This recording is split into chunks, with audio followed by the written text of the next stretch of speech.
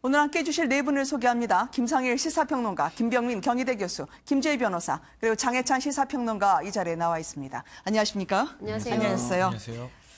여의도로 다시 돌아올 김부겸 행정안전부 장관이요. 출생지가 아닌 고등학교로 출신을 분류하는 이번 개각에 대해서 날선 반응을 보였습니다. 어떤 상황이었는지 먼저 함께 보시겠습니다. 7분의 장관이 개각이 됐는데 TK 출신은 한 명도 없어요. 출신 지역을 숨기기 위해서 출신 고등학교를 발표를 했어요. 출신 지역 싹 숨기고.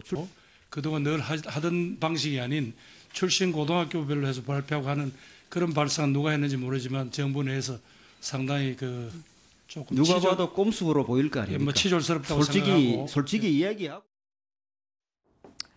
어제가 사실상 마지막 업무 보고를 하던데요. 김부겸 장관이 이 치졸하다고 청와대에 일가를 했었는데 이게 무엇이 문제였다는 건가요? 장해찬 평론가님. 사실 그동안 청와대에서 장관 후보자를 발표할 때 출신 지역을 기재했었습니다. 그런데 이번에는 지역주의 완화라는 명분을 내세워서 출생지가 아니라 출신 고등학교를 기재했습니다.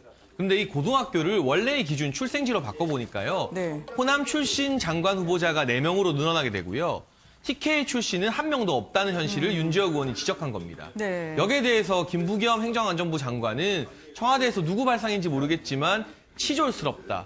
굉장히 센 단어를 써가면서 저격을 했죠. 아마 이 부분은 이제 국회로 돌아가서 또 내년도 수성구에서 선거를 치러야 되지 않겠습니까? 그런 부분이 반영된 것으로 보여지는데 지금 사실 문재인 정부의 영남 전략이 부산과 경남, PK에 편중되어 있다는 목소리도 나오고 있습니다. 동남권 신공항도 대구가 아니라 부산의 목소리를 들어주려 한다. 그리고 얼마 전 예비 타당성 면제조사 같은 경우도 김경수 지사가 있는 경남이 대거 혜택을 받았잖아요. 그런 부분에서 TK 고립이 다음 총선 전략이 아니냐 이런 의문스러운 시선도 있는 가운데 TK 선거를 이끌어야 하는 김부겸 장관으로서는 그런 부분에서 TK 지역 정서를 상당히 고려하게 된 것 같고요. 제가 김부겸 장관 측 참모들 만나본 결과 이번 TK 수성갑 총선에 사실 한국당 파트너로 홍준표 전 대표가 출마할 수도 있다. 이런 가능성에 좀 무게감을 가지고 준비를 하더라고요. 그러니까 사실 상대의 대선 후보를 수성에서 꺾으면 그 기세로 영남에서 통하는 후보라는 슬로건으로 민주당 대선 후보까지 한 번에 치닫겠다 이런 전략을 세우고 있는데 영남에서 먹히기 위해서는 무조건적인 친정부 노선으로는 상당히 힘듭니다. 그렇기 때문에 이제부터는 문재인 정부의 장관이 아니라 국회의원 신분으로 돌아올 것을 대비해서 정부에 대해서 비판하는 목소리도 또 내겠다. 앞으로 국회에 돌아와서도 사실상 그런 비판의 목소리 이전보다는 더 많이 낼 것으로 예상이 되는 대목입니다.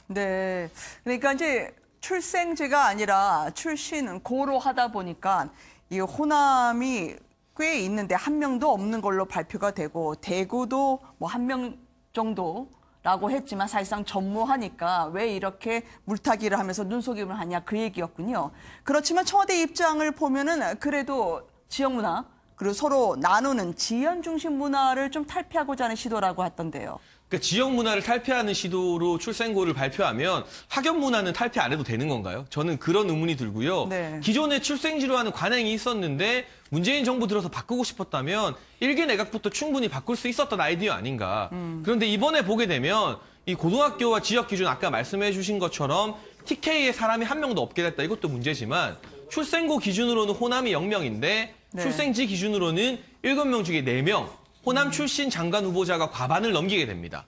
호남 편중이라는 목소리가 충분히 제기될 수 있거든요. 그런 만큼 지역주의를 완화하기 위한 것인지 아니면 특정 지역에 지나치게 편중된 장관 인사를 조금은 숨기고 싶었던 눈가리기가 아닌지 거기에 대해서는 국민들의 판단이 필요해 보입니다. 알겠습니다.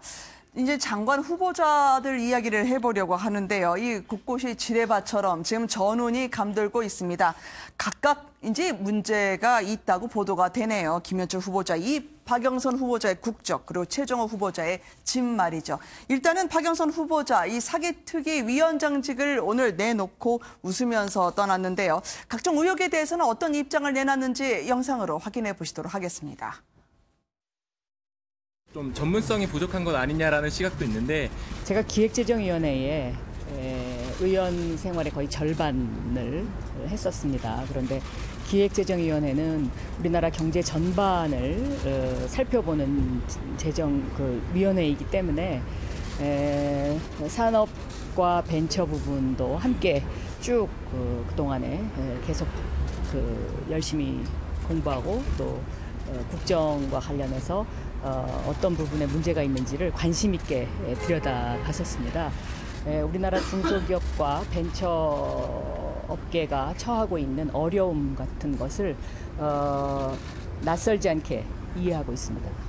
네. 저기 아드님 국정에 대해서는 얘기하실 게 없나요? 알겠습니다. 네. 위원장 박영선 사임의 건을 상정합니다. 위원장을 사임하는데 이의가 없으십니까?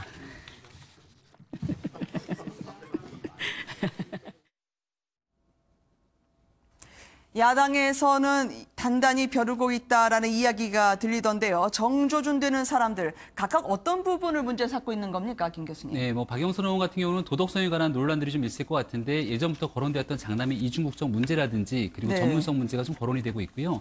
최종호 국토부 장관 후보자 같은 경우는 부동산 문제가 계속해서 거론이 되고 있는데 사실 파리 부동산 대책부터 시작해서 이 1가구 1주택에 대한 정부의 정책들이 있는 터라 여기에 대해서 본인이 그러한 정책들을 이행하지 않았던 측면 내로남불에 초점을 좀 맞추는 것 같습니다. 네. 아무래도 야당 입장에선 가장 모든 부분에 초점을 맞춰지게 되는 건 김현철 후보자가 되는 것 같은데요. 네. 최근 2월 27일 하노이 정상회담이 노딜로 귀결되고 나서 남북 간의 관계가 좀 경색되고 있는데 문정인 특보의 발언에 따르면 미국과 상관없이 북한과의 관계에 속도를 내겠다는 게 김현철 후보자를 내정한 이유다라고 설명하지 않았습니까? 네. 김현철 후보자 같은 경우는 실제로 그동안의 이념적 성향뿐만이 아니라 거친 입의 설화 때문에 여러 가지 구설수에 오른 게 많은 터라 이러한 내용들을 그대로 고스란히 이야기를 하다 보면은 국민적 정서상 동의하기 어려운 측면들이 상당 부분 존재할 수 있습니다. 네. 따라서 아마 이 야당 입장에서는 김현철 후보자에 대해서 모든 활용들을 집중할 가능성이 있고 만약 김현철 후보자가 이러한 상태에서 낙마하게 된다면 단순한 개인의 낙마를 넘어서 문재인 정부의 대북 정책에까지 영향을 미칠 수 있기 때문에 이 부분이 저는 청문회에서 가장 주목해야 될 포인트라고 봅니다. 그러게요. 이분의 말빛, 그동안 거침없이 얘기한 거에 대한 여당의 부담도 상당히 크다고 하던데요. 그 전에 이제 박영선 후보자의 입장을 좀 들어보고자 합니다. 김상일 평론가님, 그 아들의 이중 국정 문제는 그동안 여러 번 논란됐긴 했는데요. 확실하게 어떤 겁니까?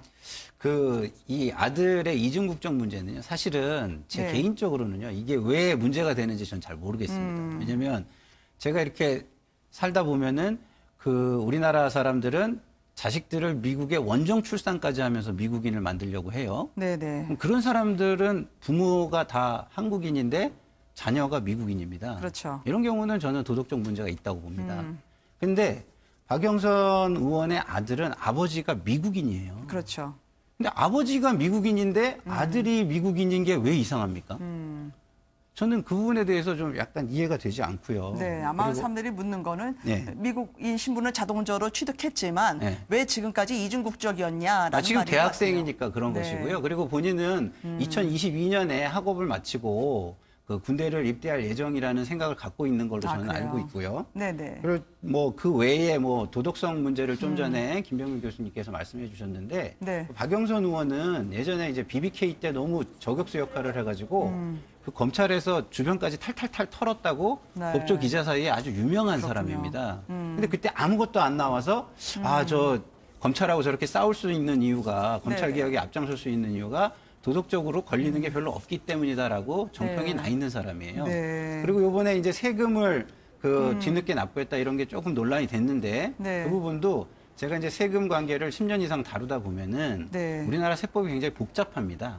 그러다 보니까 세금을 제대로 못 내서 세무조사를 통해서 정정해가지고 내는 분들이 굉장히 많아요. 그런데 세금이라는 것은 내면은 그게 범죄가 아니거든요. 범죄는 그 세금을 악의적으로 안 내거나 상습적으로 안 낼 때 조세범 처벌법이라는 거로 따로 범죄로 규정해서 처벌을 하게 돼 있기 때문에 이거 역시도 큰 문제는 저는 되지 않는다고 봅니다. 그러게요. 18세 이후에는 보통 국적을 정리하거든요. 그래서 미국 국적을 왜 갖고 있는지 그 부분에 대한 물음을 좀 할 것 같습니다. 근데 군대를 가면은 이중국적을 인정을 해줘요, 또. 네, 시청자분들이 판단을 하실 것 같아서요. 김현철 통일부 장관 후보자 조금 설명을 드리긴 했었습니다만 본인도 이런 공세가 좀 느껴졌는지 직접 입장문을 내고 사과를 했습니다. 그래도 논란이 가라앉질 않네요. 잠깐 야당 입장까지 들어보시고 이어가 보도록 하겠습니다. 김현철 통일부 장관 말씀은 아주 점입가경입니다. 통일부 장관으로는 절대 해서는 안 된다는 말씀을 다시 한번 드리고 싶습니다. 외교안보 라인 경질은 물론 이 통일부 장관 후보자 지명 철회해야 합니다. 자유한국당에서는 벌써 불편한 얘기지만 결격사유 얘기를 하고 자편향된 인사다 이런 식으로 비판의 수위를 높이고 있는데. 네, 아무튼 뭐 여러 가지 그런 부분에 대해서도 충실하게 설명을 하도록 하겠습니다. 저희 현재 북한이 요구하고 있는 제재 완화에 대해서 어떻게 생각하시는지?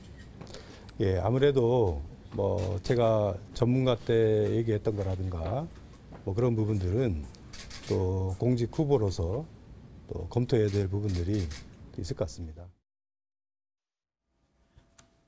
이분이 통일부 장관을 맡으실 분이긴 한데요. 과연 이걸 장관으로 맡겨도 될까?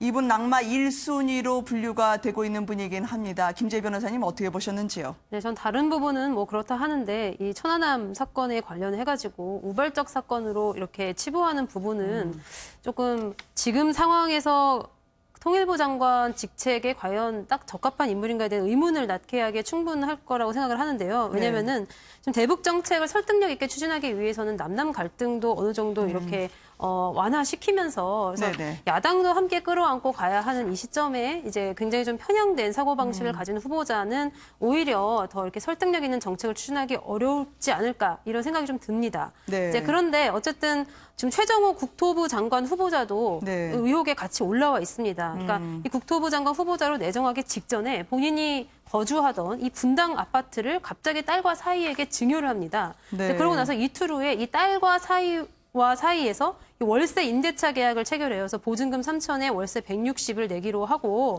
계속해서 거기서 거주 중인데 그러니까 장관 내정되자마자 멀쩡한 집 딸한테 주면서 본인은 살던 집 월세로 들어간 셈이란 말이죠. 그렇죠. 왜냐하면은 지금 1가구 2주택 1분양권자였는데 이 2가구 2주택을 그러니까 1가구 2주택을 1가구 1주택으로 만들고 싶었던 것이죠. 예. 그렇기 때문에 그 직전에 이렇게 갑자기 증여를 한 거 너무나 좀 속이 뻔히 들여다보이는 것 아니냐라는 그런 비판에 지금 휩싸여 있습니다. 뭐 어쨌든 이 부동산 정책을 총괄하는 국토부 장관이기 때문에 이 부분에 대해서 청문회에서 좀 구체적인 설명과 사과가 있어야 되지 않을까 싶습니다.